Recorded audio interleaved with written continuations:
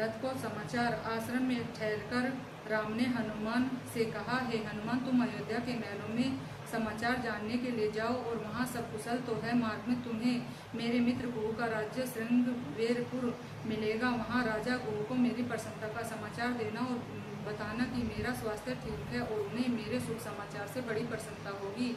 वही तुम्हें अयोध्या का मार्ग भी बता देगा। और मेरी ओर से माता से कहना, मैं सीता और लक्ष्मण के सहित पिताजी की आज्ञा पालन करके आ गया हूँ। बलवान रावण द्वारा सीता हरण, सुग्रीव से मिलना, बाली वध और हनुमान द्वारा सीता का पता लगाना, समुद्र पर पुल बांधना और रावण का मारा जाना, ये सभी समाचार जाकर भरत को सुनाना। और यह भी कहना कि राम शत्रुओं को जीतकर अपने मित्र सुग्रीव और विभीषण के साथ आए हैं। तो इस समाचार का मनोप्रभाव देखना और जो प्रभाव उसकी आकृति में प्रकट हो, समझना कि यही भाव मेरे प्रति उसके हैं। और इतना बड़ा राज्य वैभव किसके मन को नहीं बदल देता।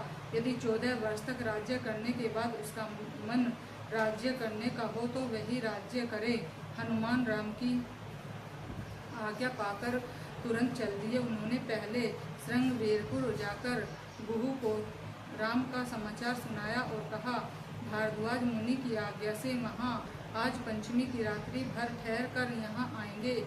इतना समाचार दे हनुमान जल्दी से नंदी गांव पहुँचे और तत्पश्चात अयोध्या से एक कोस नंदी गांव की ओर एक आश्रम मिला जहाँ भरत थे। उसने वलकर वस्त्र धारण कर रखे थे, बड़ी बड़ी जटाएं थी और शरीर कृशकाय था। केवल फल का भोजन करता था। राम को खड़ाव सिंहासन पर रख छोड़ी थी और मंत्री, पुरोहित और सेनापति भी गेरुए वस्त्र पहने भरत के आसपास खड़े हुए थे। तो हनुमान ने हाथ जोड़कर प्रणाम किया और कहा, रामचंद्र जी ने आपसे अपना कुशल समाचार कहा है। मैं आपको प्रिय समाचार सुना रहा हूँ। आप शोक त्याग दे। थोड़ी देर में राम को आपके मिलने वाले रावण को मार सीता को प्राप्त करके अपने महाबली मित्रों सहित पिता की आज्ञा पालन करके वह अयोध्या आ रहे हैं। और राम का समाचार जान प्रसन्नता के कारण भरत तुरंत मूर्छित हो धरती पर गिर गए। थोड़ी देर में चेत आया तो उसने हनुमान को गले लगा लिया और कहा, आप देव हैं या मनुष्य कोई भी हो, बतलाएं प्रिय समाचार के बदले मैं आपको क्या भेंट दूं। भरत कहने लगा, यूं तो आदरणीय भाई को वन में गए बहुत दिन हो गए हैं, पर यह कहावत आज चरितार्थ हो गई है। यदि प्रियजन जीवित हैं तो 100 वर्ष बाद भी एक न एक दिन अवश्य मिलेंगे। राम का वानरों से कैसे और कहाँ मेल हुआ, आप बता दें। भरत के पूछने पर हनुमान ने सारा समाचार सुना दिया और कहा, रावण को मार। राम पुष्पक विमान से किष्किंधा आए। वहाँ से गंगा के किनारे मुनि भारद्वाज के आश्रम में उनसे निमंत्रण पर ठहरे हैं और पुष्प नक्षत्र में कल आपको राम मिल जाएंगे।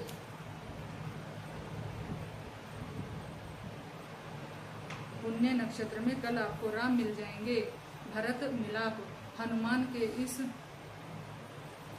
समाचार से भरत अत्यंत खुश हुए और शत्रुघ्न से प्रसन्नता से कहा, शत्रुघ्न, तुम नगर में जाकर कह दो कि समस्त देव मंदिरों में सुगंधित मालाएं से सजावट हो, बाजे बजे और राम के दर्शनों के लिए सब नगर निवासी गंगा के तट पर चले। अयोध्या से नंदीगाम तक का मार्ग समतल कराकर उस पर ठंडा जल छिड़क दो और मार्ग में खील और फूलों की वर्षा हो। हर गली में पताकाएं, झंडियां लगाई जाए। सूर्योदय से पहले ही सबके घर सज जाएं। सिपाही सड़क पर से भीड़ हटाने के लिए तत्पर रहे। राजरानियां, सेनापति, आमात्य, ब्राह्मण, क्षत्रिय तथा अन्य वन, जयंत, विजय, सिद्धार्थ, अर्थ, शासक, अशोक, मंत्रपाल और सुमंत आदि सजे हुए मस्त हाथियों पर चढ़कर स्वागत के लिए चले। कितने ही सखी, ऋषि, कन्याएं, भाले और ध्वजाएं लेकर चले। कितने ही नगरवासी घोड़ों पर चले।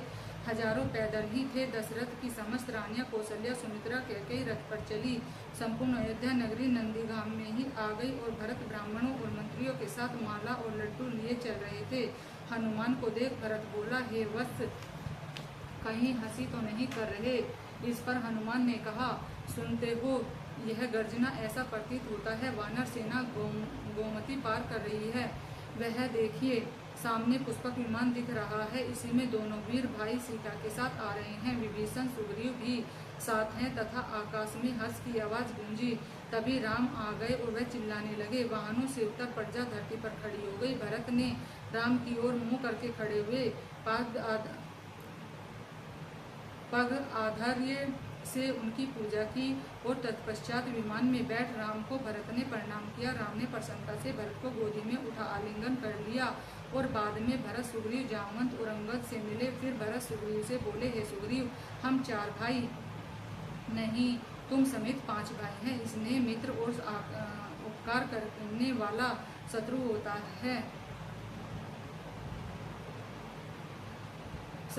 है और विभीषण से भरत ने कहा, तुम्हारी सहायता से ही राम ने कठिन काम पूरा किया है। शत्रुघ्न ने भी राम लक्ष्मण को प्रणाम किया और सीता के चरण स्पर्श किए। राम दुख और शोक में विकल माता के साथ गए और माँ कौशल्या के चरण स्पर्श किए। इसके पश्चात सुमित्रा और कैकेयी को प्रणाम किया। गुरु वशिष्ठ को भी प्रणाम किया। समस्त नगरवासियों ने कहा, राजा राम का स्वागत है। और भरत जी राम की खड़ाऊ सिंहासन पर से ले आए और राम को पहना दी। और भरत हाथ जोड़कर बोला, महाराज, आपका राज्य धरोहर के रूप में मेरे पास था, अब मैं उसे लौटा रहा हूँ, कृपया आप उसे संभाल लें। आपके प्रताप से सब 10 गुना हो गया है। भाई के प्यार को देख वानरों की आंखों से प्रसन्नता के आंसू बहने लगे। राम ने भरत को पुष्पक विमान में बिठा लिया और विमान द्वारा भरत के आश्रम की ओर चल दिए, जहाँ सभी विमान से उतर पड़े। राजतिलक कैकेयी पुत्र भरत राम ने हाथ जोड़कर बोले, हे भाई, आपने मेरी माता का मान रखा। जो राज्य धरोहर के रूप में मेरे पास छोड़ा, आज मैं उसे वापस कर रहा हूँ। इसे मैं चलाने में असमर्थ हूँ। मैं आपकी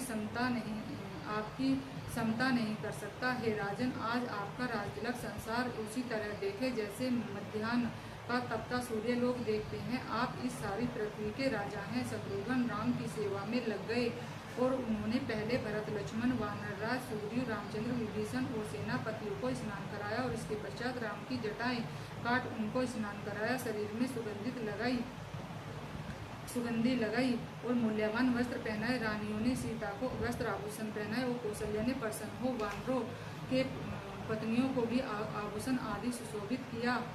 तब सुमंत नामक सारथी रथ जोड़कर लाया और जिसमें श्री राम बैठे। शोभा संपन्न सुग्रीव और हनुमान दिव्य वस्त्र धारण कर और शुभ कुंडल पहन राम के साथ चले। सुग्रीव की स्त्री और सीता उनके पीछे चली। अशोक, विजय और सुमंत ने नगर को सजाने और राम के अभिषेक की तैयारी आरंभ की। अभिषेक के लिए जो सामग्री आवश्यक थी उसे एकत्रित करके आदेश दिया और राम के दर्शनों के लिए चले गए। राम रथ पर बैठे नगर में जा रहे थे कि भरत सारथी बने हुए थे और शत्रुघ्न ने छत्र उठा रखा था और लक्ष्मण चंबर घुमा रहे थे, तो विभीषण एक छोटा चंवर ले राम के आगे बैठे थे। पीछे एक पर्वताकार हाथी पर सुग्रीव चल रहे थे, तो अन्य हाथियों पर वानर सवार थे। और इस तरह शंख और नगाड़ों की आवाज के साथ ऊंची ऊंची अटारियां वाली अयोध्या की ओर राम ने प्रस्थान किया। समस्त नगरवासी राम की सवारी देख रहे थे कि नागरिकों ने पताकाएं लगाकर घर सजा रखे थे। अयोध्या में पहुंचकर राम ने भरत से अर्थ भरे शब्द कहे, हे भरत, तुम अंतपुर में जाकर कौशल्या, सुमित्रा और कैकेयी को प्रणाम करो। मेरा जो अशोक वाटिका वाला घर है वह सुग्रीव को दे दो। राम की आज्ञा से भरत सुग्रीव को उस घर में ले गए।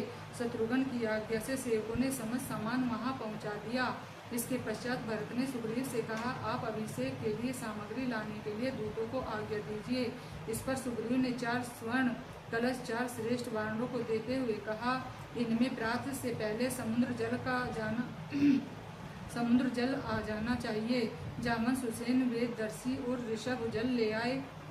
शत्रुघ्न द्वारा ब्राह्मण और मुनियों से तिलक की बात कहे जाने पर गुरु वशिष्ठ ने राम को और सीता को रत्नों के सिंहासन पर बैठा दिया। सब मुनि वशिष्ठ, वामदेव, जावाली, कात्यायन, गौतम और विजय आदि ऋषियों ने समुद्र के जल से राम का राज्याभिषेक किया और इसके पश्चात ऋतिज ब्राह्मणों ने, कन्याओं ने, सचिवों ने, सेनापतियों ने और पूर्ववासियों ने क्रमशः अभिषेक किया।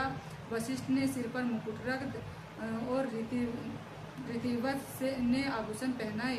राम ने 1 लाख गाय और घोड़े ब्राह्मणों को दान दिए। 3 करोड़ असरफियाँ भी दान में दी। और रामचंद्र जी ने अनेक आभूषण, बहुमूल्य वस्त्र, सूर्य के समय समान चमकने वाली मणियां रत्न सुग्रीव को भेंट स्वरूप दिए, जो बाजूबंद अंगद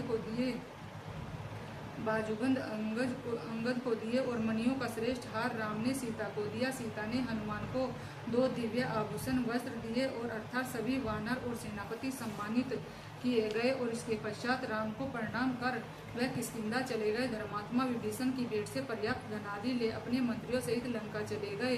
और इस प्रकार शत्रु को जीतकर रामचंद्र भी अयोध्या पर राज्य करने लगे। राम राज्य वर्णन। इस प्रकार लंबी भुजाओं, विशाल कंधों वाले प्रतापी राम जी लक्ष्मण के साथ राज्य करने लगे। तो राम ने राज्य प्राप्त करके अपने मित्रों और बंधुओं के साथ अनेक यज्ञ किए। और राम राज्य में कोई स्त्री विधवा नहीं थी, न किसी को कोई रोग था, कहीं चोरी नहीं होती थी, न अनर्थ होता था। और वृद्ध मनुष्य बच्चों की मृत्यु संस्कार न करते थे, अर्थात वृद्धों से पहले बच्चों की मृत्यु न होती थी। और राम के राज्य में सभी प्रसन्न थे, कोई किसी को कष्ट न देता था, क्योंकि उस काल में रोग, द्वेष और ईर्ष्या न होती थी। इसलिए मनुष्य सहस्त्रों संतान वाले होकर भी सहस्त्रों वर्ष जीते थे। तो शासन के समय हर समय राम की चर्चा होती थी। बड़े बड़े विशाल वन थे और समय पर वर्षा होती थी। वायु शीतल और सुगंधित रहती थी। ब्राह्मण, क्षत्रिय, वैश्य और शूद्र को किसी प्रकार का लोभ न था। सभी संतुष्ट रहकर अपने कार्य में लगे रहते थे, कोई झूठ भी न बोलता था। तो वही यह अध्याय